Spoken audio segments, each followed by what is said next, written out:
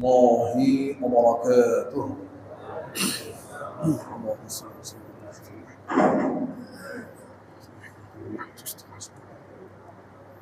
اللهم صل وسلم. اللهم صل وسلم. اللهم صل. اللهم صل وسلم. اللهم صل.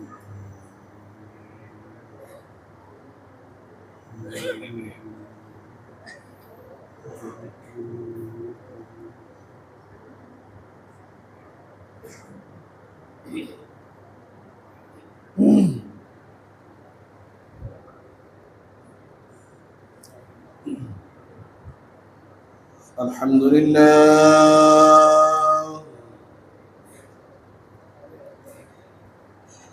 الحمد لله نحمده ونستعينه ونستغفره ونعوذ بالله من شرور أنفسنا ومن سيئات أعمالنا. من يهده الله فلا مضل له ومن يضلل فلا هادي له. ونشهد أن لا إله إلا الله وحده لا شريك له. ونشهد أن سيدنا وسندنا وقدوتنا وأسوتنا وطبيبنا وحبيبنا ومولانا محمدا عبده ورسوله الذي أرسله بالحق بشيرا ونذيرا وداعيا إلى الله بإذنه وسراجا منيرا. أما بعد فقد قال الله تعالى في كلامه المجيد وفرقانه الحميد. أعوذ بالله من الشيطان الرجيم. بسم الله الرحمن الرحيم. ومن يتوكل على الله فهو حسبه ومن يتق الله يجعل له مخرجا ويرزقه من حيث لا يحتسب. وقال رسول الله صلى الله عليه وسلم: لو توكلتم على الله حق التوكل لرزقكم كما يرزق الطيور يغدو خمارا ويروح بطانا أو كما قال عليه الصلاة والسلام. الحمد لله. আমরা সবাই বলছি আলহামদুলিল্লাহ। সপ্তাহান্তে মহাখালী কেন্দ্রীয় জামে মসজিদে সাপ্তাহিক শ্রেষ্ঠ ইবাদত জুমার নামাজ আদায়ের জন্য অত্র এলাকা থেকে আগত একান্ত সম্মানিত মুরব্বিয়ানে কেরাম, বয়োজ্যেষ্ঠ বয়োকনিষ্ঠ সর্বস্তরের সম্মানিত মুসল্লি ভাইরা, আমরা প্রথমে মহান আল্লাহ তাবারাকা ওয়া তাআলার সন্নিধানে হৃদয়ের সবটুকু আবেগ উচ্চার করে আমরা একান্ত অবনত চিত্তে অবনত মস্তকে শুকরগুজার হচ্ছি যে মহান মাবুদ আমাকে আপনাকে সবাইকে আমাদের পারিবারিক সামাজিক জাগতিক সকল দায়িত্ব থেকে ফারেক করে সপ্তাহের আজকের এই শ্রেষ্ঠ দিনে শ্রেষ্ঠ ইবাদত করার নিমিত্তে পৃথিবীর সবচেয়ে উত্তম জায়গা সবচেয়ে পবিত্রতম জায়গা মসজিদের এই নিষ্পতে আসার এবং বসার, অত্যন্ত নিবিষ্ট চিত্তে দু চারটি কথা বলার এবং শোনার তৌফিক দানে যে মাবুদ আপনাকে আমাকে সবাইকে ধন্য করেছেন, কৃতার্থ করেছেন, বাজিত করেছেন। হৃদয়ের সবটুকুন শ্রদ্ধা আবেগ উজাড় করে আমরা কায় মনোবাক্যে উচ্চ কণ্ঠে মহামহিম রবের শুকরিয়ায় আমরা সবাই একবার উচ্চারণ করছি আলহামদুলিল্লাহ। অসংখ্য দরুদ এবং সালাম নিবেদন করছি আমাদের একান্ত আত্মার আত্মীয়, আমাদের পরম আত্মীয়, যিনি এই পৃথিবীতে আল্লাহ পাকের মর্জি মাফিক অবতারিত সকল নবীদের যিনি শ্রেষ্ঠ নবী ছিলেন, শ্রেষ্ঠ রসুল ছিলেন, এবং মানবতার জন্য আল্লাহ পাক যাদেরকে প্রেরণ করেছিলেন সবার জন্য আল্লাহ পাক যার মর্যাদা, যার সম্মান এবং যার সুবিহকে আল্লাহ পাক সর্বোচ্চ স্থান দিয়েছেন। আল্লাহ পাক বলেছেন ওয়ারফা'না লাকা যিকরাক, হে রাসূল আপনার সম্মান, আপনার ইজ্জত এবং আপনার মর্যাদাকে আমি সমুন্নত করেছি, সবার উপরে স্থান দিয়েছি। আপনার আমার নবী সাইয়্যিদুল কাউনাইন জনাবে মুহাম্মদুর রাসূলুল্লাহ সাল্লাল্লাহু আলাইহি ওয়াসাল্লামের শানে নিবেদন করছি হৃদয় নিশ্চিত, হৃদয় আশ্রিত এক রাশ মহব্বতের টইটম্বুর দরুদ এবং সালাম আমরা সবাই একবার উচ্চারণ করছি সাল্লাল্লাহু আলাইহি ওয়াসাল্লাম। সম্মানিত ভাইরা, আমি আপনাদের সামনে কোরআনে কারীমের সূরা আত-তালাক এর আয়াতাংশ তেলাওয়াত করেছি, দুই আয়াতের একটু আংশিক করে। এর অনেক আগে আপনাদের সামনে এই আয়াত অংশ বিশেষ তেলাওয়াত করেছিলাম, কিঞ্চিত আলোচনা হয়েছিল। ইনশাআল্লাহ আজকে এই আয়াতের অভ্যন্তরে যে মেসেজটুকু আল্লাহ পাক আমাদের দিয়েছেন, আমরা চেষ্টা করব সেই মেসেজটা উদ্ধার করতে এবং তার আলোকে যেন আমরা নিজেকে সুগঠিত করতে পারি। আল্লাহ পাকের দেখানো সিরাতুল মুস্তাকিমে যেন আমরা সঠিক সুন্দরভাবে নিজেকে পরিচালিত করতে পারি। আল্লাহ পাকের কাছে কুরবান নেই, সে তৌফিক কামনা করছি, সবাই বলি আমিন। সম্মানিত ভাইরা, আল্লাহ পাক বলেছেন ওয়া ইয়াত্তাকিল্লাহ ইয়াজআল লাহু মাখরাজা, যারা সত্যিকার অর্থে জীবনের সকল ক্ষেত্রে তার একান্ত ব্যক্তিগত যা পৃথিবীর আর কেউ জানে না, সেই সমস্ত কাজের ক্ষেত্রে, তার পারিবারিক ক্ষেত্রে, তার সামাজিক ক্ষেত্রে, তার জাতীয় ক্ষেত্রে, সকল ক্ষেত্রে যেই ব্যক্তি আল্লাহ পাককে ভয় করে চলে, ভয় মিনস হলো তাকওয়া, যেটা আমরা বলি তাকওয়া। কেউ দেখে না এমন এক জায়গায় গিয়েছেন, তখন মনে করতে হবে কেউ দেখে না কিন্তু একজন আমাকে দেখছেন, তিনি কে? আল্লাহ। এই যে ফিলিংস, এই যে পারসেপশন, এই যে অনুভূতি, ইটস কল্ড তাকওয়া। কেউ দেখে না, একটা অন্যায় কাজে গেছেন, আপনি চুরি করবেন, জেনা করবেন, ঘুষ নেবেন, কেউ দেখে না, আল্লাহ পাক দেখছে। সুতরাং এই অনুভূতি যদি কোনো মানুষের মধ্যে থাকে, তার এই ব্যক্তির দ্বারা কখনোই অন্যায় কাজ হওয়া অসম্ভব, যদি আল্লাহর ভয়টা তাকে পেয়ে বসে। আল্লাহ পাক বলছেন ওয়া মান ইয়াত্তাকিল্লাহ, যারা কেবলমাত্র আল্লাহ পাককে ভয় করে সকল ক্ষেত্রে, ইয়াজআল লাহু মাখরাজা, ওই বান্দা যদি কখনো কোনো মহা বিপদের সম্মুখীন হয়, অনেক বড় মুসিবতে পড়ে যায়, তার ওই বান্দা, যেই বান্দা তার আপাদ মস্তকে পা থেকে মাথা পর্যন্ত প্রত্যেকটি অর্গানে অঙ্গে যদি আমার ভয় লালন করে, আর সেই বান্দা অনেক বড় মুসিবতে পড়ে যায়, বিপদে পড়ে যায়, আমি আল্লাহ পাককে সেই বান্দাকে আমি একাই ছেড়ে দেই না, বরং তার সেই মুসিবত থেকে উদ্ধার করার জন্য, তাকে রেস্কিউ করার জন্য, তাকে পরিত্রাণ দেওয়ার জন্য আমি আল্লাহ পাক অলৌকিক একটি রাস্তা আমি তার জন্য বের করে দেই। সুবহানাল্লাহ। প্রথমে আমরা একটু জানি তাকওয়া এর কয়েকটি স্তর আছে। সকল মুত্তাকি এক মানের না এবং তাকওয়ার সকল স্তর এক মানের না। তাফসিরে বাইদাবীর মধ্যে আল্লামা কাযী নাসিরউদ্দিন বাইদাবী তিনি বলেছেন যে তাকওয়া আল্লাহ পাক কোরআনে বলেছেন মোট তিনটি স্তর আছে। এই তিনটি স্তরের তাকওয়া, প্রথম স্তর এটা মোটামুটি তাকওয়া, দ্বিতীয়টা এর চেয়ে বেটার, এবং তৃতীয়টা একেবারে পূর্ণাঙ্গ তাকওয়া। প্রথম স্তর কোনটা?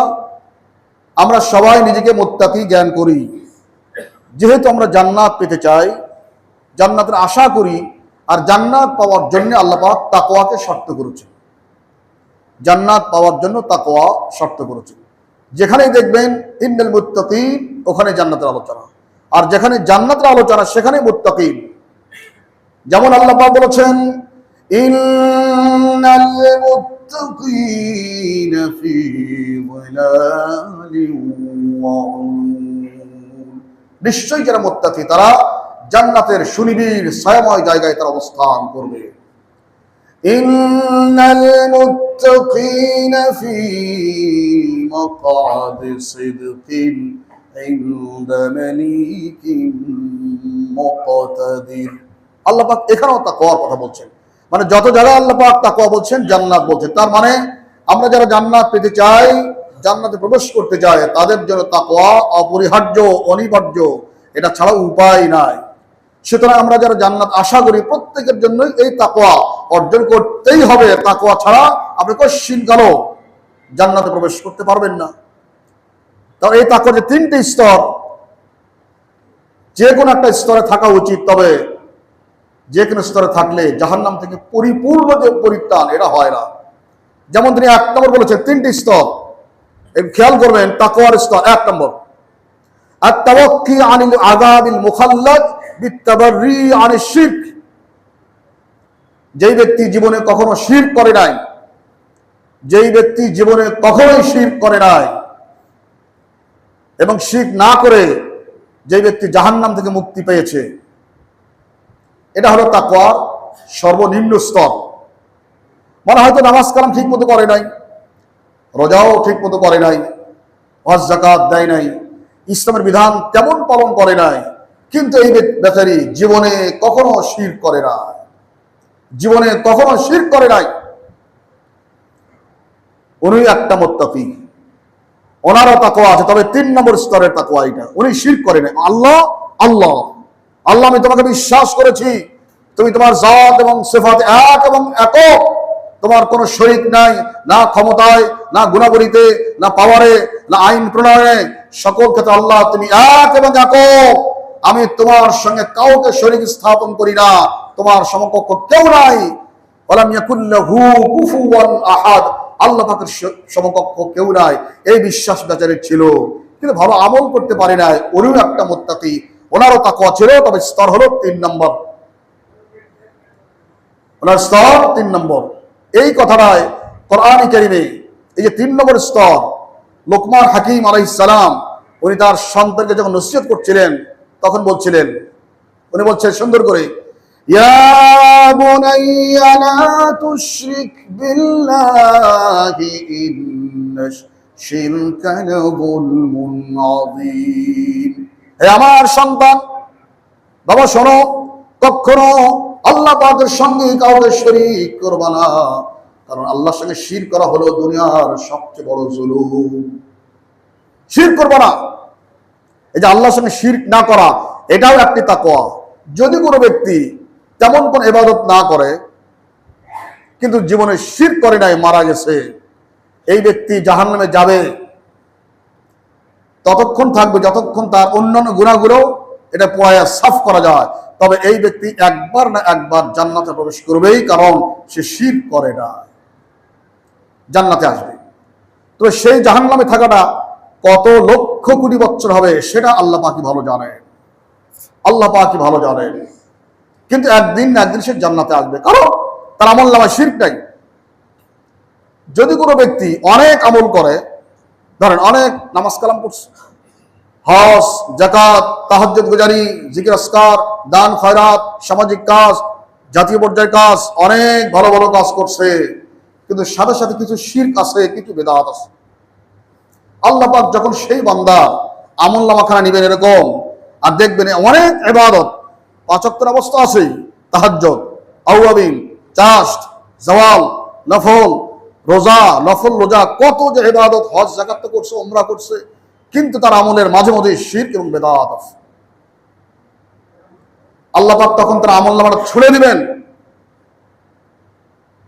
আল্লাহ পাক বলেছেন, وقدمنا إلى ما عملوا من عمل فجعلناه هباء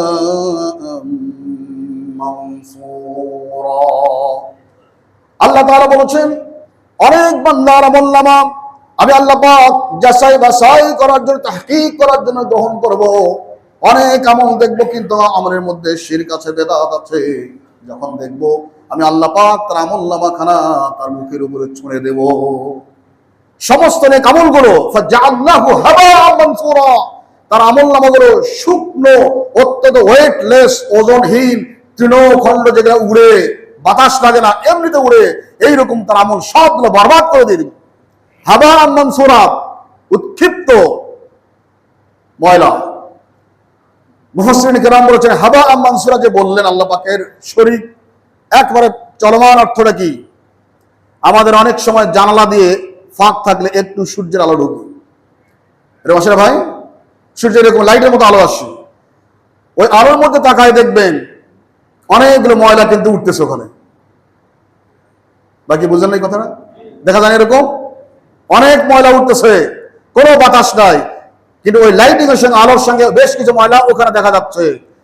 আর লাইটটা, আলোটা বন্ধ করলে দেখা যায় না। এর কোনো ওজন নাই, এর কোনো ওয়েট নাই। এই যে একেবারে ওয়েটলেস, ওজনহীন একটা জিনিস, আল্লাহ বলছেন যাদের আমলনামার মধ্যে শিরক থাকবে আমি তার নেক আমলগুলো এইরকম, ওই যে আলোর মধ্যে ওজনহীন দেখা যায়, এইরকম পাতলা বানায় তার মুখের উপরে ছেড়ে দেবো। তোমার এই নেক আমল, তোমার নামাজ, তোমার তাহাজ্জুদ গুজারি, তোমার হজ, তোমার যাকাত, দান খয়রাত, জিকির আজকার কোনোটাই দরকার নাই, কারণ তুমি তো শিরক করেছো আমার সাথে। আমি যে আল্লাহ, আমি যে রব, আমি কারো মুখাপেক্ষী নয়, এটা বিশ্বাসই করতে পারো না। আমার সঙ্গে শিরক করেছো, ওই ওখানে গেছো, সিল্লি উঠছে, মাজারে গেছো, প্রণাম করছো, সিজদা দিয়েছো, আল্লাহ আমার ছেড়ে দাও, মেয়ে দাও, চাকরি দাও, মামলা থেকে উদ্ধার করে দাও, বিপদ থেকে উদ্ধার করো, গেছো মাজারে, ওই পুকুরে পানি খাও, ওই দরবারে যাও, ইন্ডিয়া যাও, বরিশাল যাও, চট্টগ্রাম যাও, সিলেট যাও, মাজারে যায়া কপাল লুটায়া করছো। আর আমারও চাও আবার, আমি তো বারবার বলছি, খবরদার আমি আল্লাহ পাক ছাড়া কারো সামনে এই উন্নত ললাট, উন্নত মস্তককে কারো সামনে নত করব না। বড় বীর, বড় অন্যতম শির, শির নেহারি আমারই নত শির, ওই শিখর হিমাদ্রির বড় বীর, বড় অন্যতম শির। আমাদের জাতীয় কবি বলেছিলেন, যখন রবি ঠাকুর বলছিলেন আমার এই শির নত করে দাও তোমার ধুলির পরে, মানে বলছে হে মাটি তুমি আমার মা, হে মৃত্তিকা আমার উন্নত কপাল খারাপ, তোমার ধুলির মধ্যে নত করে দাও। তার জবাব দিয়েছেন জাতীয় কবি, বলবীর বড় অন্যতম শির, না না হে রবি ঠাকুর, তোমার শির, তোমার কপাল নত হতে পারে মাটির কাছে, আমারটা না। বলবীর বড় অন্যতম শির, শির নেহারি আমার নত শির, ওই শিখর হিমাদ্রি। সুতরাং মুসলিম যারা, তাদের ব্যক্তিত্ব থাকা উচিত সব জায়গায় যায় আমি মাথা নত করতে পারি না, কারণ কপাল আর মাথা সম্মান মর্যাদার প্রতীক। কপাল কাটা গেছে ভাই, কপাল খারাপ কেন? কপালটা খারাপ কি দেখতে খারাপ না কাটা গেছে কি? নো, এটা সম্মান এবং মর্যাদার প্রতীক। সুতরাং এই কপালকে কারো কাছে নত করতে নাই। সুতরাং যাদের আমলনামায় শিরক থাকবে, আহা আমার বন্ধুগণ, আল্লাহ পাক সকল নবীকে একটা ওহী করছিলেন, এক অভিন্ন ওহী। কি? হে রাসূল, আমাদের রাসূলকে বলছে হে রাসূল তোমাকেও জানায় দেই ওহীটা কি? আল্লাহ পাক বলেছেন লাইন আশরাকতা লায়াহবাতান্না আমালুক। হে রাসূল স্পেশালি তোমাকে বলছে, শোনো, তুমি আমার শ্রেষ্ঠ রাসূল, সকল রাসূলদের শ্রেষ্ঠ রাসূল তুমি। হে রাসূল তুমি নিজেও যদি কখনো শিরক করো, জেনে রাখো তোমার জীবনের সব নেক আমলগুলো আমি আল্লাহ পাক বরবাদ করে দেব। রাসূলকে বলছেন যদি শিরক করো তোমার জীবনের সকল পুণ্যের কাজ, নেক কাজ, আমলে সালেহাত সবগুলো ইয়াহবাতান্না, সব ধ্বংস হয়ে যাবে অটোমেটিক। শিরক এমন একটা ডিনামাইট, এমন একটা পরমাণু অস্ত্র, এটা থাকলে আর কিচ্ছু থাকতে পারবে না। সুতরাং ভাইরা, ঈমান এবং শিরক এক জায়গায় থাকতে পারে না। ঈমান এবং বিপরীত কুফর, আর শিরকের বহুবচন তাওহীদ, বিপরীত তাওহীদ। তাওহীদ আল্লাহকে এক জানা, একক জানা। শিরক মানে আল্লাহ পাক একাই পারেন না, অনেকের সাহায্য নেওয়া লাগে। এটা হলো 1 নম্বর। আমরা কখনো শিরক করব না ইনশাআল্লাহ। এটা করলে ভাই শেষ, এটা করলে শেষ। 2 নম্বর, তাকওয়ার দ্বিতীয় পর্যায়, বান্দা জেনে বুঝে কখনোই অন্যায় গুনাহের কাজে সাহায্যকারী হবে না। জ্ঞানত সে বুঝতেছে না এটা খারাপ, এটা কালো, এটাকে সাদা বলার উপায় নাই, এটা সাদা নো, এটাকে কোনো কারণে কারো প্রভাবে এইটাকে কালো বলতে নাই, তার আমার বিবেক তো নাই। মানুষ একটা বিবেক আছে, আপনি মুখে বলছেন এটা কালো, বিবেকে কি রে, এটা তো সাদা। কিন্তু আপনি জাতিগোষ্ঠীর কারণে, আপনার অন্য কোনো বন্ধুদের প্রভাবে, অন্য কোনো ইমেজের কারণে, কোনো দলের প্রভাবে, না ভাই এটা কালো, আরে ভাই সাদা, না ভাই কালো। কেন? আমার বস বলছে। এ ব্যক্তি মুত্তাকি হতে পারবে না, কারণ সে বিবেকের বিরুদ্ধে অবস্থান নেয়। আমার ভাইরা, এক সাহাবী আসছেন, হুজুর আমাকে একটু নসিহত করেন। রাসূল বলছেন, ওসিকা বিতাকওয়াল্লাহ, আমি তোমাকে তাকওয়ার নসিহত করছি। হুজুর আমি তো ভালো কাজ করি। রাসূল জেনে ফেলছেন এই ব্যক্তি গোপনে কিছু খারাপ কাজ করে। হুজুর আমি তো ভালো কাজ করি। হুজুর বলছেন, ওসিকা বিতাকওয়াল্লাহ, আমি তোমাকে তাকওয়ার নসিহত করছি, তাকওয়া অবলম্বন করবা। যখন বারবার বলছে হুজুর আমি তো ভালো কাজ করি, রাসূল তখন বললেন, শোনো, আত-তাকওয়া হা হুনা, আত-তাকওয়া হা হুনা, আত-তাকওয়া হা হুনা, ওয়া ইউশিরু ইলা সাদরিহি সালাসান, বললেন তাকওয়া এখানে, তাকওয়া এখানে, তাকওয়া এখানে বলে নিজের বক্ষদেশের দিকে 3 বার ইঙ্গিত করলেন। মিয়া এখানে তাকওয়া, মনের অভ্যন্তরে তাকওয়া আগে ঢুকাও। কত রাকাত নামাজ পড়ো, কতদিন রোজা রাখো, আর কত সুন্দর লেবাস পরো, আতর সুরমা লাগাও, এটা আল্লাহ পাকের কাছে তাকওয়ার বহিঃপ্রকাশ নয়, বরং মনের অভ্যন্তরে তুমি আল্লাহকে কতটুকু ভয় করো, ইট ইজ কল্ড তাকওয়া। অনেক লোক সুন্নতি লেবাস পরে থাকে, গুনাহের কাজ করে, আছে না ভাই এরকম? এমন অনেক বড় দাঁড়িয়ে আছে, এরকম জুমার নামাজ পড়ে না আমরা দেখছি। তাহলে তার সুন্দর দাড়ি, সুন্দর পোশাক, অনেক লোক তো আছে কর্মকর্তা কর্মচারী যারা সুন্দর সুন্নতি লেবাস পরেন, ঘুষ ছাড়া কোনো ফাইলে হাত দেন না, তাহাজ্জুদ পড়ে আবার। মানে তাকওয়া বুঝতে ওই যে উল্টো সমজির রাম, ভুল বুঝেছো হে মুসলিম। মনের মধ্যে তাকওয়া, বললাম না কেউ দেখে না, আল্লাহ দেখেন। আমি যে লেনদেন করতেছি কেউ দেখে না, আল্লাহ দেখেন। কেউ আমাকে ফলো করছে না, আল্লাহ আমাকে ফলো করছেন। কেউ অবজার্ভ করতেছে না, আমার রব তো অবজার্ভ করছেন। এই ধারণা যদি বদ্ধমূল করতে পারে এই ব্যক্তির দ্বারা, কখনোই কোনো অন্যায় গুনাহের কাজ হওয়া সম্ভব নয়। কি ভাই ঠিক কিনা? 3 নম্বর, এটা দ্বিতীয় পর্যায়। এই দ্বিতীয় পর্যায় জ্ঞানত বান্দারা গুনাহের কাজ করবে না, জেনে বুঝে, ব্যক্তি হলে করবে না, সমাজে কোনো দায়িত্ব থাকলে করবে না, রাষ্ট্রীয় কোনো দায়িত্ব থাকলে করবে না। আল্লাহ পাক এইরকম লোক যদি মুত্তাকি লোক, যারা জ্ঞানত জেনে বুঝে কোনো অন্যায় কাজ করে না, যদি এইরকম লোক দেশে বেশি হয়ে যায়, সমাজের পরিচালক হয়ে যায়, কোন গৃহের কর্তা হয়ে যায়, এমন কোনো দেশের যদি পরিচালক হয়ে যায়, এইরকম লোকেরা যারা মুত্তাকি তাকওয়া আছে, যে জ্ঞানত জেনে বুঝে অন্যায় কোনো কাজে ওনারা অনুমোদন দেন না, সমর্থন করেন না, এমন লোকরা যদি রাষ্ট্রের বিভিন্ন জায়গায় থাকে, তাহলে কি হতো? আল্লাহ বলছেন, আমার বন্ধুগণ, আল্লাহ বলছেন, ওয়ালাউ আন্না আহলাল কুরা আমানু ওয়াত্তাকাউ লাফাতাহনা আলাইহিম বারাকাতিন মিনাস সামাই ওয়াল আরদ। আল্লাহ পাক বলেছেন, দেশের জনগণের অধিকাংশ যদি, কোন সমাজের অধিকাংশ লোক যদি এইরকম তাকওয়া অবলম্বন করত, জীবনের সকল ক্ষেত্রে আল্লাহকে ভয় করে যদি চলতো, আর এই লোকরা যদি রাষ্ট্রের বিভিন্ন জায়গায় পদায়িত থাকতো, রাষ্ট্রের বিভিন্ন কাজে দায়িত্বপ্রাপ্ত থাকতো, যারা ঈমান আনয়ন করেছে এবং তাকওয়া অবলম্বন করেছে, ঈমান আনছে এবং তাকওয়া অবলম্বন করছে, তাহলে আমি কি করতাম? সব জায়গায় দেখি এই চেয়ারে মুত্তাকি লোক, ওই চেয়ারে মুত্তাকি লোক, ওই অফিসে মুত্তাকি লোক, ওই অফিসে মুত্তাকি লোক, মন্ত্রী মুত্তাকি, প্রধানমন্ত্রী মুত্তাকি, প্রেসিডেন্ট মুত্তাকি, সচিব মুত্তাকি, এসপি মুত্তাকি, সবাই মুত্তাকি। এমন একটা সমাজ যদি আমরা বিনির্মাণ করতে পারতাম, আল্লাহ পাকের অঙ্গীকার, আমি কি করতাম জানো? লাফাতাহনা আলাইহিম বারাকাতিন মিনাস সামাই ওয়াল আরদ। তাহলে যদি কোন জনপদের লোকেরা এইরকম হতো, সব জায়গায় লিডারশিপের চেয়ারে মুত্তাকির উপরে বসিয়েছে, তাহলে আমি আল্লাহ পাক কাজ করতাম কি জানো? লাফাতাহনা আলাইহিম বারাকাতিন মিনাস সামাই ওয়াল আরদ। আকাশের সকল বরকতের দুয়ার, আকাশের যত বরকতের দরজা সবগুলো উন্মুক্ত করে দিতাম। আকাশ থেকে একেবারে সময় মতো আমি বৃষ্টি বর্ষণ করতাম, জমিনে দিতাম, ফসল উৎপাদন করতাম। এবং জমিনের যত বরকতের দাঁত, তার মানে কি এই জমিনের অভ্যন্তরে যত খনিজ পদার্থ আছে, সোনার খনি আছে, রূপার খনি আছে, হীরার খনি আছে, মুক্তোর খনি আছে, তেলের খনি আছে, গ্যাসের খনি আছে। আল্লাহ বলছেন যদি মুত্তাকি বান্দারা কোন সমাজ পরিচালনা করত, আমি আল্লাহ পাক জমিনের অভ্যন্তরে সকল গুপ্ত ভান্ডার সবগুলো ওই দেশের জনগণের জন্য উন্মুক্ত করে দিতাম। সুবহানাল্লাহ। আমাদের সম্পদ কম নাই, আমাদের ছোট্ট ভূখণ্ড বাংলাদেশ, আমাদের সম্পদ কম নাই।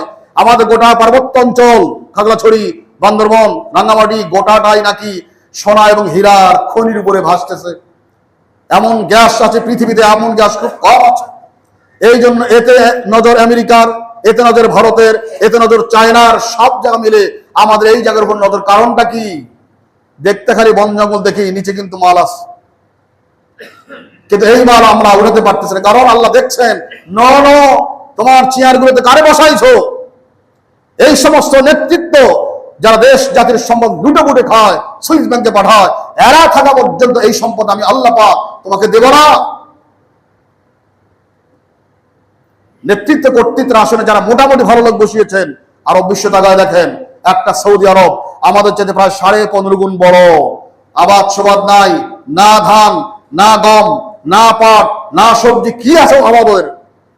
পৃথিবীর অন্যতম ধনী রাষ্ট্রের একটা কারণ তারা মোটামুটি মুত্তাকি লোকদেরকে ওই জায়গাগুলো বসিয়েছে। এবং যেখানে কোরআনের মৌলিক আইনগুলো এখনো মোটামুটি বর্তমান আছে। কুয়েত, কাতার, দুবাই, এদের কি মাটিতে কি হয়? মরুভূমি, খালি তেল, সোনা, হীরা, মণি, মুক্তা বের হতেই আছে। আমাদেরও আছে, দিচ্ছেন না ভাই। এখানে ভুল করছি আমরা, এখানে ভুল করতেছি। আরবি একটা প্রবাদ আছে, ইন্নাকা লা তাজরি মিনাশ শাওকিল ইনাব। হে আল্লাহর বান্দা, যদি গাছ লাগাও, কাঁটাযুক্ত গাছ, কাঁটাযুক্ত বিষাক্ত গাছ লাগাও, এখান থেকে কখনো মিষ্টি আঙ্গুর আশা করতে পারো না। আপনি কোন লোকদেরকে চেয়ারে বসিয়েছেন? তারা কি সিদ্ধান্ত নেবে দেশ জাতির জন্য, ইসলামের জন্য, কোরআনের জন্য, মুসলিম জনগোষ্ঠীর জন্য কি সিদ্ধান্ত নেবে? সেটা নিজেই জানে না। ইসলাম তাকওয়া নাই, পরহেজগারি নাই। তাদেরকে আমরা বাস 1 কেজি নগদ জিলাপি 500 টাকার জন্য বিক্রি হয়ে গেলাম। বাহ ভাই, মার্কা কি? বোতল, দিলাম বোতলে, যা। আর সারা বছর আল্লাহর আযাব গজবের অপেক্ষায় থাকেন। কি আশ্চর্য কথা! আমার রাসূল মদিনাতে 10 বছর কমান্ডার ইন চিফ ছিলেন, উনি নির্বাহী প্রধান ছিলেন, এক্সিকিউটিভ হেড ছিলেন তিনি। ওনার মদিনা রাষ্ট্র উনি চালিয়েছেন। তারপরে 4 খলিফা। খলিফা মানে কি? কাপড় সেলাই করছে তারা, দর্জি? রাষ্ট্রের খলিফা। আমরা তাদের ইতিহাস কেন দেখি না? ওই রকম সমাজের সবচেয়ে ভালো লোককে কেন আমরা আমাদের বস মানতে পারছি না? কারণটা কি? কোন কুহ, কোন মোহ, কোন লোভ আমাদেরকে টান দিল?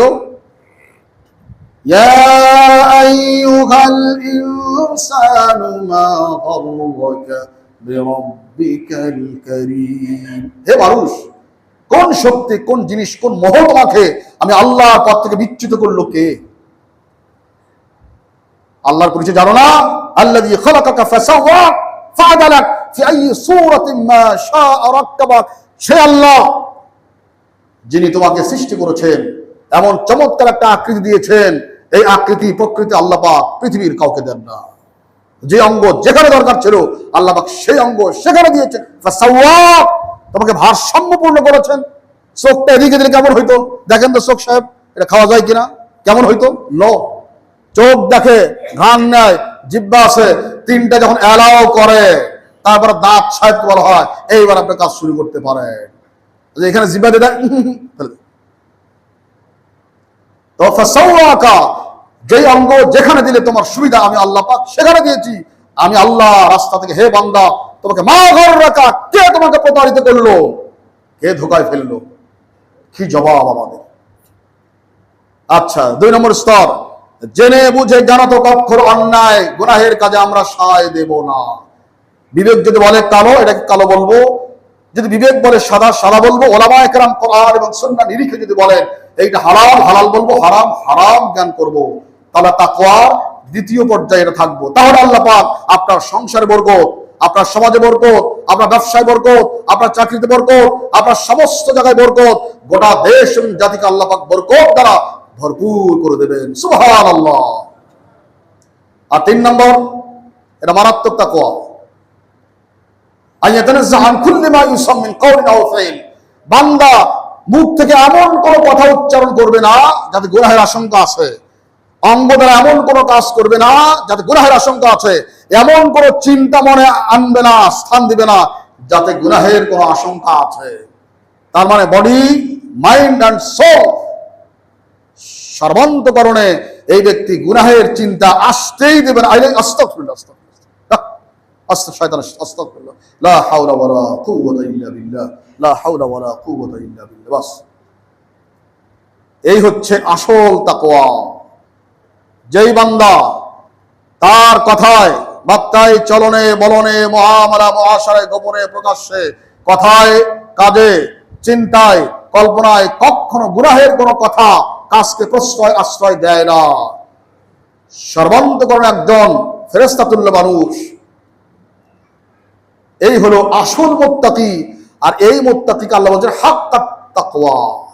ওই যে একটা আয়াত আমরা খুব তেলাওয়াত করি, আপনারা অনেকেই জানেন, আল্লাহ পাক সেখানে বলছেন কি, ইয়া আইয়ুহাল্লাযীনা আমানু তাকুল্লাহা হাক্কা তুকাতিহি ওয়া লা তামুতুন্না ইল্লা ওয়া আনতুম মুসলিমুন। হে ইমানদারগণ, তোমরা আল্লাহকে ভয় করো, হাক্কা তুকাতিহি, মানে আল্লাহকে যেমন ভয় করা উচিত ওই রকম ভয় করো। এইটা হলো 3 নম্বর তাকওয়া। আল্লাহ পাক চান আমার সব বান্দারা এইরকম মুত্তাকি হোক। বলা হচ্ছে হাদা হুয়া তাকওয়া আল হাকিকি, এটা হলো যথার্থ তাকওয়া, ইট ইজ রিয়াল তাকওয়া। বান্দা চিন্তায় কোন গুনাহের চিন্তা লালন করবে না, আলে আসলেই আস্তাগফিরুল্লাহ, আস্তাগফিরুল্লাহ, আস্তাগফিরুল্লাহ, লা হাওলা ওয়ালা কুওয়াতা, না ভাই না, মনে মনে ভাই এত খারাপ তুমি, এই চিন্তা তোমার মাথায় আসে। কোন কথা যদি ভুলে এসে যায়, আস্তাগফিরুল্লাহ, আস্তাগফিরুল্লাহ, আস্তাগফিরুল্লাহ, আল্লাহ মাফ করে দাও, ভুল হয়ে গেছে। যদি কোনো কাজ হয়ে যায় ভুলে, আস্তাগফিরুল্লাহ, ইচ্ছে তো হবেই না, মানে তার আপাদ মস্তকে গুনাহ থেকে সম্পূর্ণ বিমুক্ত, সম্পূর্ণ দূরত্বে যে বান্দা, এই তাকওয়া আল্লাহ পাক চান। কয়টা হলো ভাই? একটা হলো 1 নম্বর শিরক থেকে মুক্ত থাকবেন, এটা একটা স্তর। আর একটা জ্ঞানও তো আপনি তাকওয়া এর পরিপন্থী কোনো কাজ করবেন না, বিশ্বাস করবেন না। 3 নম্বর হচ্ছে আপনি কথাবার্তা, আচার আচরণে, কল্পনার মধ্যেও আপনি গুনাহের কোনো কাজকে আশ্রয় দেবেন না, সমর্থন দেবেন না। এবং 3 নম্বরটা আল্লাহ পাকের চাওয়া, বান্দারা এইরকম মুত্তাকি হও, তাহলে তোমার দায়িত্ব আমি আল্লাহ পাকের। সুবহানাল্লাহ, এইরকম মুত্তাকি হলে। এখন আমি আপনাদের সামনে দুই একটা এক্সাম্পল দেব তাফসীর হাদিসের কিতাব থেকে, যে এইরকম মুত্তাকি যদি কেউ হয় আর সেই ব্যক্তি যদি মারাত্মক কোনো বিপদে পড়ে যায়, আল্লাহ পাক কেমনে তাকে উদ্ধার করেন। আল মুখতাসার একটি কিতাব, আজ থেকে প্রায় 700 বছর আগের লেখা। এই কিতাবের গ্রন্থকার একটি কাহিনী বলছেন।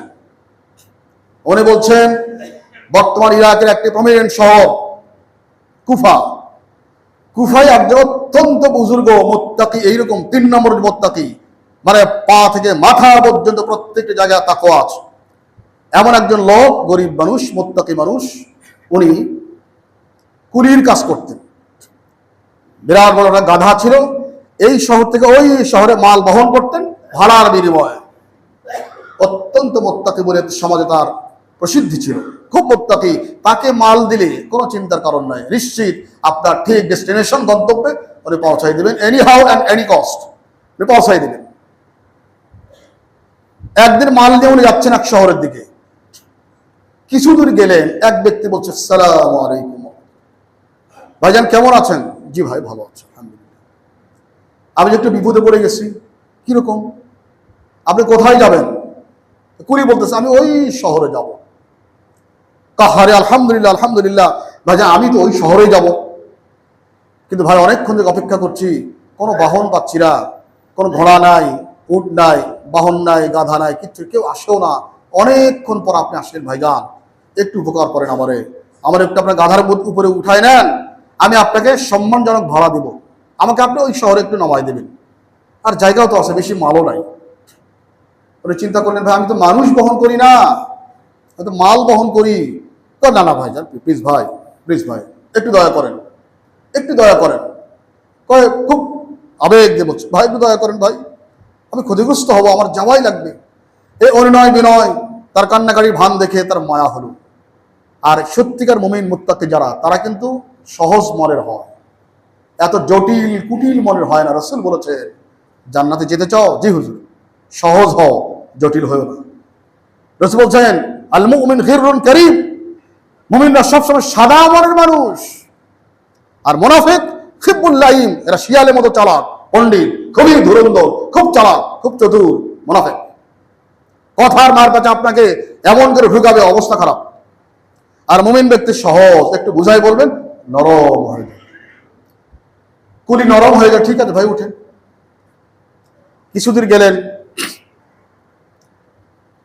তখন একটা তিন মাথা একটা জায়গা আসলো। তো বলছেন যে কুলি ভাই আপনি কোন রাস্তায় যাবেন? কই যে ডান দিকের রাস্তায় যাই আমি। এই রাস্তা আপনি গেছেন কখন এটা দিয়ে? না ভাই আমি এটা চিনি না। ভাই আপনি তো ভুল করছেন। কোন এই সোজা গেলে অনেক দূর রাস্তা হয়ে যায়, অনেক দূরত্ব বেড়ে যায়, আর এই দিকে গেলে রাস্তা একেবারে অনেক কমে যাবে। তারপরে সামনে যদি যান, বিরাট একটা সুন্দর গাছ গাছালি একটা জায়গা আছে, অনেক ঘাস আছে, সেখানে আমরা কিছুক্ষণ রেস্ট করতে পারি, চা পানি খাইতে পারি, আর আপনার গাধাটা ঘাসও খাইতে পারে, আমরা আরাম বিরামে করে যাইতে পারি, সময় অনেক কম লাগবে। ভাই এদিকে চলেন। তবে আমি তো চিনি না ভাই রাস্তা। আরে আমি তো চিনি, আমি তো চিনি, চলেন। ভাই আমার এইদিকে যাই ভাই, ডান দিকে বারবার গেছি। আরে ভাই বলছি তো, আমাকে বিশ্বাস করুন, আমি আপনার হিতাকাঙ্ক্ষী, অনেক সময় কম লাগবে। অনেক ইনিয়ে বিনিয়ে বুঝায়া কুলি সোজা মানুষ রাজি করেছে। বাম দিকে কিছু দূর যাওয়ার পরে একটি গহীন অরণ্য জঙ্গল আসতেছে। ভাই এটা কি? তো বলছিলাম না কয়েকটা গাছ আছে, গাছ তো জঙ্গল। আরে ভাই বেশি গাছ থাকলে তো তাই হয়, চলেন না সামনে চলেন। জঙ্গলের ভেতরে ঢুকলেন, দেখেন গহীন এক অরণ্য, গহীন জঙ্গল। ভাই কোথায় যাচ্ছে এটা? কারণ ভাই জঙ্গলটা পার হলেই তো ওইদিকে সামান্য রাস্তা, চলে যাবো। যখন কিছু দূর গেলেন, দেখেন ছোট্ট একটা মাঠ এরকম আসছে। কুলি দেখছেন, এই মাঠে তাকায় দেখলেন অনেকগুলো মাথার খুলি, কর্তিত হাত পা বডি। কিরে ভাই এগুলো কি? এগুলো কি? মাথার খুলি, এখানে কাটা হাত পা বডি পড়ে আছে মাঠে বিভিন্ন জায়গায়। ভয় পেয়ে গেছেন। ভাই এগুলা কি? কি দেখতেছেন না এগুলা কি? তাকে কবর দেয় নাই? কবর দেওয়া হয় না এখানে? তা হবে, সামনে চলেন। গেছে, ঠাস করে লোকটা নামছে, নেমে তার ছোট্ট যে একটা ব্যাগ ছিল, ব্যাগ থেকে একটা খঞ্জর বের করছে, ধারালো খঞ্জর, তলোয়ার। যাই করি, নামো নামো, প্রস্তুত হও। কেন ভাই? আমি তোমাকে হত্যা করব, খুন করবো। ভাই আমার অপরাধ? কোন অপরাধ নাই, এটা আমার নেশা এবং পেশা, এটা করে আমি চুরি খাই। তো ভাই আপনি কি বললেন এতক্ষণ আগে? এটা বলি, বলতে হয় এগুলা। নামো। বলছেন ভাইজান আমি একটু কথা বলি। বলো। আমার গাধাটা আপনি নেন, আমার মালপত্র সবগুলো নেন, আমার কাছে যা আছে টাকা পয়সা সব নেন ভাই, আমাকে একটু দয়া করে প্রাণে বাঁচান ভাই, বাঁচতে দেন। হাসতেছে। এই কথা যে লাশগুলো দেখতেছিল সবাই এই কথা বলছিল। আমার খঞ্জরের কাছ থেকে কেউ নিজেকে রক্ষা করতে পারে না। এই নরম কথা আমাকে তুমি গলাইতে পারবা না। রেডি হও। আমি কাউকে সাক্ষী রেখে কারো মাল কখনো সলভ করি নাই, যে আমি কারো মাল নিব, উট নিব, ঘোড়া নিব, মাল নিব, আসে বেঁচে থাকবে সাক্ষী। নো, কেউ সাক্ষী থাকতে পারবে না। বুম, শেষ। রেডি হও। তখন বলছে, ভাই যদি আমাকে বাঁচতে নাই দেন, আমাকে অন্তত 2 রাকাত নামাজ পড়ার সময় দেন, 2 রাকাত নামাজ পড়ার সুযোগ দেন। উনি বললেন, ঠিক আছে পড়েন, তো মনে রাখবেন আপনার 2 রাকাত নামাজ আমার তলোয়ার থেকে আপনাকে রক্ষা করতে পারবে না। মনে রাখবেন। শুরু করেন, যান। গেছে, বাস শুরু করছে। ওই সময় কি নামাজ পড়ে? নিশ্চিত সাক্ষাৎ মৃত্যু, তলোয়ার রেডি, কেউ নাই আশপাশ যে চিৎকার করবে। কে শুনবে তার চিৎকার এবং বজ্রনীনাদ? কে শুনে? আল্লাহু আকবার। সূরা কিরাতের আসে ওই সময়, আলহামদুলিল্লাহি রাব্বিল আলামিন, কাঁদতেছে, আর রহমানির রহিম, মালিকি ইয়াউমিদ্দিন। এ বলছে, এই পুলিশ সাহেব নামাজ সংক্ষিপ্ত করেন, আমার অত সময় নাই, নামাজ সংক্ষিপ্ত করেন। তো দোয়াল্লিন কইয়া এখন আরেকটা সূরা পড়বে, কিচ্ছু মনে আসে না। বলেন তো ভাই, এই লোকটার নামাজটা কিরকম ইখলাসের নামাজ হচ্ছে বলেন? জীবনের শেষ নামাজ, নামাজটা সালাম শেষ, জীবনটা শেষ। কিরকম নামাজ? এখানে আরেকটা কথা বলি, রাসূল বলছেন, ইজআল সালাতাকা আখিরা সালাতিক ফি হায়াতিক। বান্দা, তোমার প্রত্যেকটা নামাজকে মনে করো জীবনের শেষ নামাজ। প্রত্যেকটা নামাজকে মনে করো জীবনের শেষ নামাজ। এই যে জুমা পড়তেছি, সম্ভবত আমি আর আসর পড়তে পারবো না, এটা আমার জীবনের ফাইনাল নামাজ। তাহলে কেমন নামাজটা হওয়া উচিত? ওই কুলি তার নামাজটা কেমন পড়তেছে বলেন এবার? যখন দলিন পড়লেন আর কোন কেরাত তার মনে আসে না, একটা কেরাত, একটা আয়াত বারবার মনে আসে, সেটা তেলাওয়াত করেন বারবার, আর মনে আসে না কি আয়াত সেটা। এটা 20 পারার প্রথম পৃষ্ঠার 3 নম্বর আয়াতটা, যেখানে আল্লাহ বলছেন, আম্মান ইউজিবুল মুফতাররা ইযা দাআহু ওয়া ইয়াকশিফুস সুআ ওয়া ইয়াজআলুকুম খুলাফাআল আরদ আইলাহুম মা'আল্লাহ। আল্লাহ বলছেন কি, আমার কোন বান্দা যখন একেবারে নিরুপায় হয়ে যায়, ডান বামে কেউ নাই তাকে সাহায্য করার জন্য, তখন বান্দা যদি আমাকে ডাকে, আমি আল্লাহ পাক বান্দাকে উদ্ধার করার জন্য অলৌকিক রাস্তা বের করে দেই। এবং এই কাজে, বান্দাকে সাহায্য করার কাজে, ইলাহুম মা'আল্লাহ, আমি আল্লাহর সাথে আর কাউকে লাগে? কেউ আছে? কেউ নাই। আমি আল্লাহ পাক বান্দাকে উদ্ধার করি। এই আয়াতটা পড়তেছি যে আল্লাহ তুমি না বলছো, আম্মান ইউজিবুল মুফতাররা ইযা দাআ, যখন কোনো বান্দা কঠিন মুসিবতে পড়ে যায় আর আমাকে ডাকে, আমি আল্লাহ পাক ছাড়া ওই বান্দাকে উদ্ধার করতে আর কে পারে? খালি বারবার এটাই বলতেছে।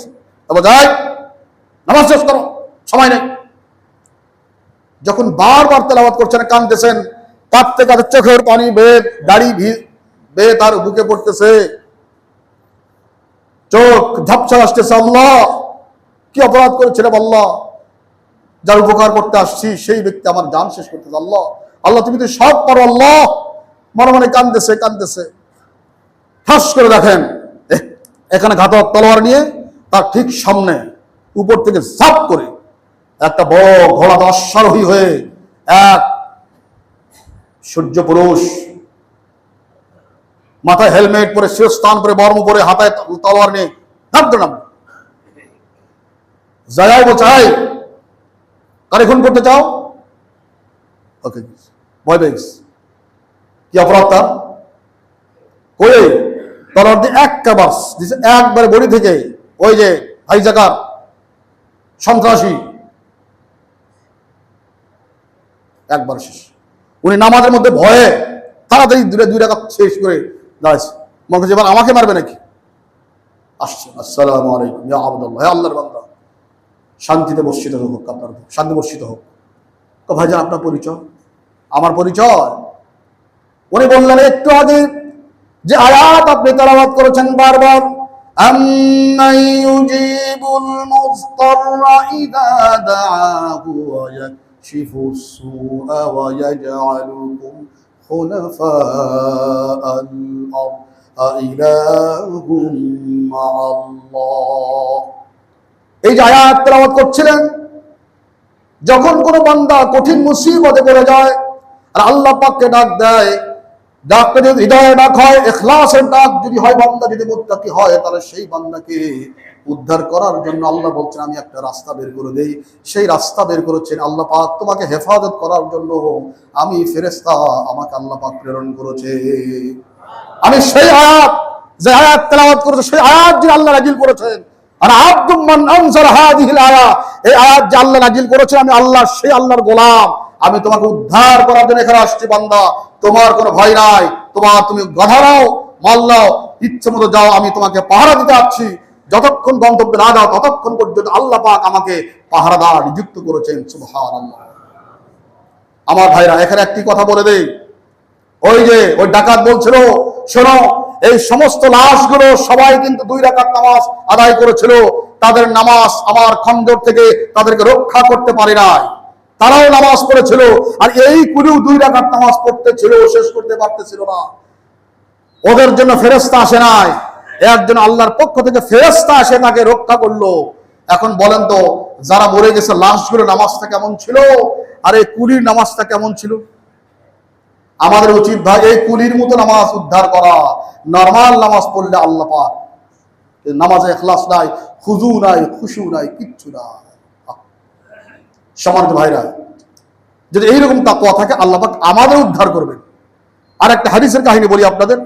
মুসনাদ আহমদ একটা হাদিসের কিতাব, সেই কিতাব হাদিসটা আসছে, রাসূল বলেছেন আমাদের অনেক আগে বনী ইসরাঈলের জামানায় এক বাসায় 4 ভাই ছিলেন।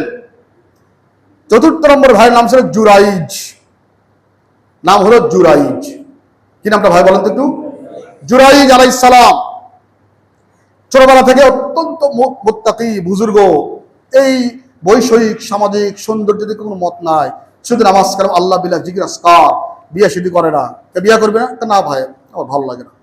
তাদের জন্য জায়েজ ছিল, যদি কেউ বিয়ে শাদী না করে বৈরাগ্যবাদ অবলম্বন করে, ওই শরীয়তে জায়েজ ছিল। আমাদের শরীয়তে লা রাহবানিয়াতা ফিল ইসলাম, আমাদের শরীয়তে বিয়ে শাদী না করে একা একা থাকবেন, আবার নামাজ কালাম করবেন, নো, জায়েজ না, বৈরাগ্যবাদ জায়েজ। তাদের শরীয়তে সন্ন্যাসী জায়েজ ছিল। যেমন সব সম্পদ বন্টন করা হচ্ছে, তোর সম্পদ এইটা কার ভাই, আমার কিছু দরকার নাই ভাই, আপনারা সবাই না, আমার একটু ডাল ভাত ব্যবস্থা করে দিয়েন ভাই, আর কিছু লাগবে না আমার, বাস। ভাইরাও খুশি, সারাদিন নামাজ কালাম, রাতে একটু ঘুমায় নামাজ কালাম। এত বুজুর্গ মানুষ, সব জায়গায় তার সুনাম সুখ্যাতি ছড়িয়ে পড়লো। মানুষের আসে তার কাছে পানি পোলা নিতে, তেল পোলা নিতে, দোয়া নিতে আসে। যার জন্য যেই দোয়া পড়ে দেন সেটাই কবুল হয়ে যায়, কার্যকর হয়ে যায়। বাপরে বাপ, এত সম্মান, এত মর্যাদা, সারাদিন লোকের অরণ্য বাসা। তখন ভাইরা বললেন, ভাই এত লোক আসে, আমাদের মা বোন আছে, তুই না একটু আলাদা জায়গায় চলে যা। জি ভাই, আমি ভাবতেছিলাম, তাহলে পাশে একটি ছোট্ট জঙ্গল আছে, আমার একটা ডেরা বানাই দেন, ওখানে একটা ছোট্ট টিলা আছে। ঠিক আছে, ওখানে ভাইরা যায়, একটা ছোট্ট টিলা করে দিলেন, এখানে থাক, আমরা খানা দানা পৌঁছাই দেবো লোক দ্বারা, বাস। থাকতেছেন, আল্লাহ বিল্লাহ ছাড়া কিচ্ছু বুঝেন না। একদিন তার মা গেছেন এক বিশেষ প্রয়োজনে, সকালবেলা যাই দেখেন ওই নামাজ পড়ছে, 4টে নামাজ পড়তেছে। বাবা জুরাইজ, ইয়া জুরাইজ আনা উম্মুক, বাবা জুরাইজ আমি তোমার মা। শুনছে কিন্তু সে নামাজ ছাড়ে নাই, দীর্ঘ সময় নামাজ পড়ছে। মা অনেক অপেক্ষা করে একটু মনে কষ্ট নিয়ে চলে আসছে। জুরাইজ, এখন তো ফরজ নামাজ না, আমি গেলাম, ডাক দিলাম, সাড়া দিল না। আচ্ছা ঠিক আছে, কালকে আসবো। আবার পরের দিন গেছে, যা দেখে আবার নামাজ। জুরাইজ আনা উম্মুক, বাবা জুরাইজ আমি তোমার মা আসছে, একটু কথা বলো বাবা, জরুরি কথা আছে একটু। শোন, ও মা তো, ডাক, অসুবিধা নেই, বসুক। লম্বা কেরাত পড়তেছে, মা আজকেও, আরে কি ব্যাপার, আমি তাকে ডাকতেছি, নফল নামাজ, কি প্রয়োজন শুনবে না সে? নামাজ তো পরেও পড়তে পারে সে। মা আরো কষ্ট পেলেন, বসে আসলেন। ঠিক আছে, কালকে এসে দেখি। 3য় দিন আসছে, এ দেখে আবার নামাজ। বলছে, ইয়া জুরাইজ আনা উম্মুক আতাকাল্লাম মাক, জুরাইজ আমি তোমার মা আসছি বাবা, আমি একটু কথা বলতে আসছি, আমার সঙ্গে কথা বলতে হবে, নামাজটা একটু শেষ করো। না, আল্লাহর বান্দা ধরছি ধরছি সূরা বাকারা আগে শেষ করি বাস। এইবার মা, মেয়ে মানুষ তো রাগে ক্ষোভে, জুরাইজ তুমি জানো না তোমার মায়ের পায়ের নিচে তোমার বেহেশত। আল্লাহ রাসূল বলেছেন, আমাদের হাদিসে আসছে, হুমা জান্নাতুকা ওয়া নারুকা, হে সন্তান তোমার বেহেশত তোমার বাপ মা, তোমার দোজখ তোমার বাপ মা। আমি 3 বার আসলাম এক এক করে, নফল নামাজ পড়তেছো, আমি মার কথা শুনলাম না? আল্লাহ, আমি তার মা বলছি, কোন বেশ্যা নষ্টা ভ্রষ্টা মেয়ের দ্বারা তাকে লাঞ্ছিত না করে আল্লাহ তার মরণ দিও না। মা কইস, রাগ করে কিন্তু কইস, কিন্তু আল্লাহ পাক মায়ের রাগ করা কথা কবুল করছেন। এই জন্য ভাই, সন্তানকে রাগ করলে, রাগ করে এমন কোন অভিশাপ দিয়েন না যেটা কবুল করলে বাচ্চার অসুবিধা হয়ে যায়। কারণ অনেক সময় এই হাদিস থেকে প্রমাণিত, রাগ করে বাপ অভিশাপ দিলেও আল্লাহ পাক কবুল করতে পারে। আল্লাহ পাক কবুল করছেন, বাস। এখন সব দিক থেকে লোকজন আসতেছে, এখন ইবলিস কয়, কিরে এর এত ভক্ত হয়ে গেল, এরে কেমনে সাইজ করা যায় এই জুরাইজকে? বহুত চেষ্টা করে, ইনিয়ে বিনিয়ে হয় না। এক নর্তকী, এক বাইজি, নষ্টা ভ্রষ্টা মেয়ে, ওই রাস্তাঘাটে ঘুরতো, পাহাড়ে পর্বতে খারাপ কাজ করতো, দেহ ব্যবসা করতো। বলছে, ভাইজান আপনি কোথেকে আসছেন? নতুন মানুষ ইবলিস রে কয়, কারণ আইসিলাম একটা কাজে, কিন্তু হচ্ছে না। কি কাজ? এই জুরাইজটাকে মানুষ এত ভক্তি করে, এর একটু নিচে নামাইতে চাইছিলাম, আর বাণিজ্য শেষ করতে চাইছিলাম, এত মানুষ ভক্ত করে কেন তার? কয় এটা তো অন্টুর ব্যাপার। মহিলা কয়, তাই নাকি? হ্যাঁ, পারবা? পারবো মানে? তা কি চাও, কি দিবেন বলেন? দিনে কত পাও? আমি দিনে তো 100 দিরহাম পাই, এই কাজ করি, আমি তোমাকে ডেইলি 500 দিরহাম দেবো, যাও। তো ব্যাপারই না। বাস, এই মহিলা গেলেন, যা তার মুরিদ হতে গেছে, হুজুর আমি এক বিপন্ন মহিলা, হুজুর আমার একটা মুরিদ বানাই দেন হুজুর। ঠিক আছে, দীক্ষা দিলেন। হুজুর আপনার কাছে থাকতে চাই। হুজুর না না না, এখানে থাকা যাবে, আমি তো মেয়ের সান্নিধ্যে আসি নাই, থাকা যাবে না। হুজুর আপনার একটু দরজার পাশে, না না এখানেও না। হুজুর একটু সিঁড়ির পাশে, না এখানেও না, ওই দূরে একটু, হুজুর হ্যাঁ ওখানে থাকতে পারো। মাঝে মধ্যে এসে এই মহিলা হুজুরের কাপড় চোপড় পরিষ্কার করে দিত, আর সবাই আসলে জানতো হুজুরের খাদেমা, ওরে হাদিয়া দিত, তোহবা দিত। বাস, একটু কিছুদিন যাওয়ার পরে অনেক চেষ্টা করছে তার সঙ্গে দেহের মানে দৈহিক সম্পর্ক করতে, জুরাইজকে পারে নাই। পরে কি করা, ওই মাঠে ময়দানে যায় রাখালদের সাথে নিজের দেহ ব্যবসা করে মিলিত হয়ে পেটে বাচ্চা আসছে, সুনির্দিষ্ট সময় পর বাচ্চা হয়ে গেছে ওই মহিলার। লোকেরা আসছে, ভাই কোথায় যান? তাই হুজুরের কাছে। হুজুর এই বাচ্চা কার জানেন? কার বাচ্চা? হুজুরের। সে কিন্তু আমাকে বিয়ে করে নাই ভাই, এই হলো বিশ্বাস। বলে কি সত্যি? কাহা এই মহিলার কথা বিশ্বাস করে লোকালে যে এলাকার সব লোক লাঠি সোটা নিয়ে সব আসছে, তার ওই দরবার ভাঙে ফেলবে, ঘিরে ফেলছে, চতুর্দিক থেকে ইট পাথর মারতেছে। উনি তারে জিজ্ঞাসা করতে, কি ব্যাপারটা কি? দরজা আসছেন, ভাই কি ব্যাপার? কি ব্যাপার? ওই বাচ্চাটা কার? কোন বাচ্চা? ওই মহিলার। ইন্না লিল্লাহ, ইন্না লিল্লাহ মারাও, এখানে বলে ইন্না লিল্লাহ মারাও। বাস, উঠলেন, তাকে কলার ধরলেন, কিছু মারপিট দেওয়া শুরু করছে। ভাই প্লিজ ওই বাচ্চার কাছে আমাকে একটু নিয়ে যান তো, আমি একটু দেখি ভাই, পরে আমার কি বিচার করবেন করেন। নিয়ে গেলেন, যে এই যে বাচ্চা। বলছে, এই মহিলা, এই বাচ্চা কার? মহিলা কয়, আপনার। আর জুরাইজের পাশে এক লোক ছিল রাখাল, সে খুব বলছে, ধরো, খুব খারাপ ভণ্ড দরবেশ বিশ্বাস, ধরো, খুব চিল্লাপাল্লা ডান থেকে। বাচ্চারা দাও দেখে একটু। জুরাইজ আলাইহিস সালাম বাচ্চা এরকম করলেন, ইয়া আবদুল্লাহ আখবিরনা মান আবু, হে আল্লাহর বান্দা, চোখের পানি আসছে, হে আল্লাহর বান্দা, 3 দিন বয়স বাচ্চা, বাবা বলো তো তোমার জন্মদাতা পিতাকে? আল্লাহ পাক তাৎক্ষণিকভাবে ওই বাচ্চার জবান খুলে দিলেন, বললেন, হে জুরাইজ, আপনার পাশে এই যে বান্দা, এই হলো আমার জন্মদাতা পিতা। বলেন না সুবহানাল্লাহ। সঙ্গে ধরে ফেলছে। রাসূল বলছে, 3 জন সন্তান অপ্রাপ্তবয়স্ক অবস্থায় কথা বলেছেন, তার মধ্যে এইটা একটা। আর একটা ইউসুফ আলাইহিস সালামকে যে বলছিলেন ইউসুফ অপরাধী না, জুলাইখা অপরাধী, ওইটা একটা। আর একটা সূরা বুরুজের তাফসীরে আসছে, ওইটা একটা। 3 জন বাচ্চা অপ্রাপ্তবয়স্ক অবস্থায় কথা বলেছেন। যখন কথা বলার নয়, তখন সবাই ধরে ধরে সাইজ করলো, বললো, হুজুর, সবাই পায়ে পড়ে গেছে, হুজুর আমাদের মাফ করে দিন, হুজুর আমরা ভুল করছি, আমরা আপনার ওই দরবারখানা সোনা রূপা মুক্তা দিয়ে বানাই দেয়, বলছেন না, আল্লাহ পছন্দ করেন না যে কোনো ইবাদত খানা, কোনো মসজিদ সোনা দিয়ে হবে, রৌপ্য দিয়ে হবে, আল্লাহ পছন্দ করেন না, বরং তোমার মাটি দিয়ে দাও যা ছিল। তো ভাই এখান থেকে কি মিন করে যে যদি কোনো বান্দা মুত্তাকি হয়, যথার্থ মুত্তাকি হয়, তাহলে বিপদে পড়ে গেলে আল্লাহ পাক এইভাবে ওই বান্দার মান ইজ্জতকে আল্লাহ পাক হেফাজত করেন। এজন্য আব্বা আমার দিকে নজর রাখবো, যেন তাদেরকে উত্তপ্ত না করি, তারা যেন রাগ করেও আমাদেরকে অভিশাপ না দেয়। আজ এ পর্যন্ত ভাই। আল্লাহ পাক আমাদের সবাইকে কথাগুলো যেন বাস্তব জীবনে আমরা আমল করতে পারি। আল্লাহ পাক আমাদের সবাইকে যেন মেহেরবানি করে সে তৌফিক নসিব করেন। বলি আমিন সুম্মা আমিন। ওয়া আখিরু দাওয়ানা আলহামদুলিল্লাহি রাব্বিল আলামিন। আসসালামু আলাইকুম ওয়া রাহমাতুল্লাহি ওয়া বারাকাতুহু।